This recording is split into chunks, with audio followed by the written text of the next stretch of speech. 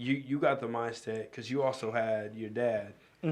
God rest his soul. We thank God for him. Yes, indeed. And everything he instilled in you. Like, how did that help you even getting into entrepreneurship and keeping that, shifting that mindset? That mindset. Well, because he was an entrepreneur, like I saw the hustle. I saw what it took. You know what I mean? And a lot of people don't get a chance to see not just the shine. I saw the grind. You know what I mean? I saw the grind. And to be, my dad, Richard Hardon, he was a black man that owned a oil company in Atlanta, Georgia.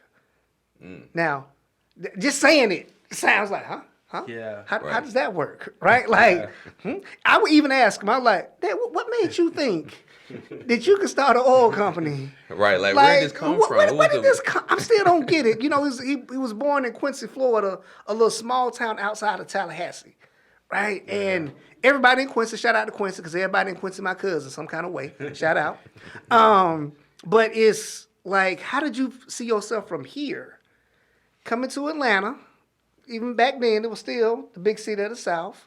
He went to Morris Brown College, and then just the way you progressed through. Like how did you see that? So when people, say just take one person to change the family, and I'm like, no, I'm not the one. I humbly say my pop was the one. Yeah. And he offsprung me and my brother who consistently saw grind and do grind. But what I did see is that he worked hard. He wasn't the smartest. He wasn't the biggest fat. He worked very, very hard. So work ethic was something that he truly believed in. He didn't believe in sleeping in on Saturday or watching cartoons. You in that yard doing something, right? That's why I don't like doing yard work right now. He mentally scarred me. But I'm like, As soon as I could get a job, as soon as I turned, I think 15, I was able to legally work.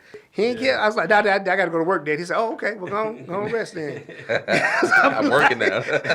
I got to be at work at 10 o'clock. Okay, well, you go on rest then, as long as you're doing something. Right, something. And it seemed like it was mean back then, but it's all that kind of stuff built it up. Yeah. You know what I mean? It built up like, okay, I don't mind working. Yeah. That good base of character that some people struggle with. So just having that, and then being able to see just all the stuff that he did, all the ways he was able to help people, and not necessarily giving them money, but he would give them a chance. Like people want to come up, he'd give them a job. That was big. Yeah. And for people that I'd never even met to come up and say to me, man, let me say what your dad did for me. Wow. I'm like, wow, really? That's nice. Like part of my family I never even knew. Come up, you little Richard, huh? Well, no, but I say it. I know why you say that. Yeah. We do favor. Yeah. So we do favor. My brother, he's the junior. I'm Chuck, but it's okay. I'll go with little Richard. Yeah. So you were talking earlier about like the whole, because we've said this many times, is like, don't quit your 9 to 5 too early. Right? That it's important that you use your 9 to 5. And this is what I've really gotten it from you, Sean, Rick, like everybody that has done any kind of training, is you use your 9 to 5 money as your seed money to go further in your entrepreneur career. So they can hear it from someone that is like, he is successful in the 9 to 5. He's like the top salesperson in his company. I'm shocked he's not running the company yet. And he's one of the top producers in a network marketing company. And I'll say this, like, when people try to trash network marketing for me, I always say, like, okay, what do you know about it? And it's like, okay, you had a bad, it's just like people that don't want to go to church ever again. It's like you had a bad encounter with a person, but network marketing teaches you so many things. But help that entrepreneur that's like maybe wanting to jump into entrepreneurship full time, and they're not appreciating their 9 to 5.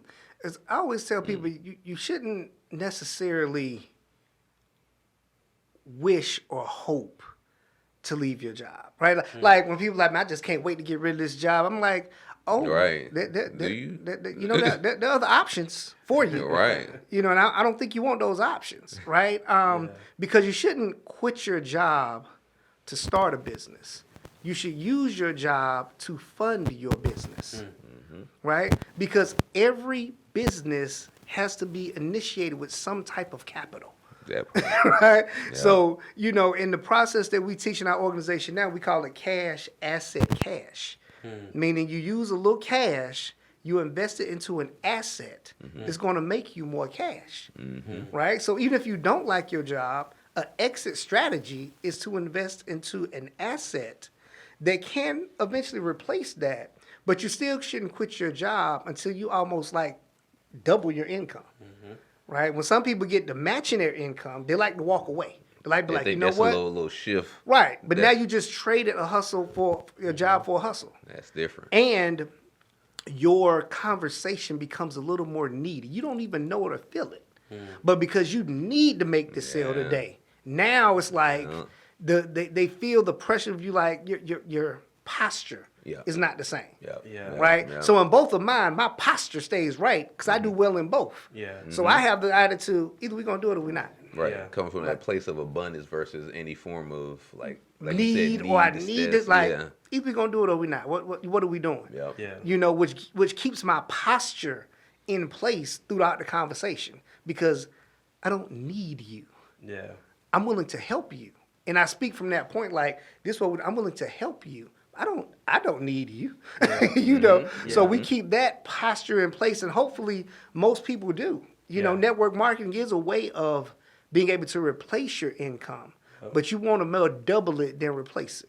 Yeah. And to have a strategy of coming out. It's not just now I make $50,000 at my job, so now I make 55 over here in network marketing. I'm gonna quit my job. Yeah. Well, have you paid off all your debt? Yeah. Instead of making 55 and 55, why don't you just make 100? Right. And Yeah. now pay off your debt. Right. Right? Now put your away an emergency fund.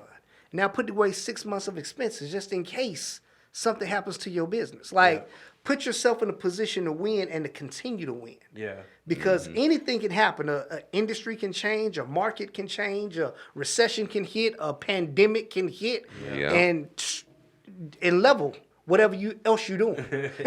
You know? Yeah. So you got to be able to pivot and have something to lean back on when you need to. Yeah. Right? So that's when you're saying don't quit your job. No, don't do that. Right. If you're not debt free, why are you quitting? Yep. What's funny is Point. we talk about it because we made that mistake Yeah.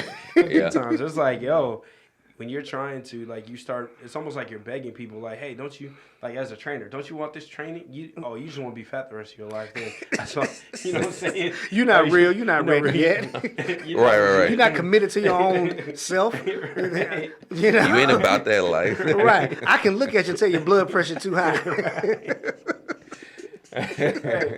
Right.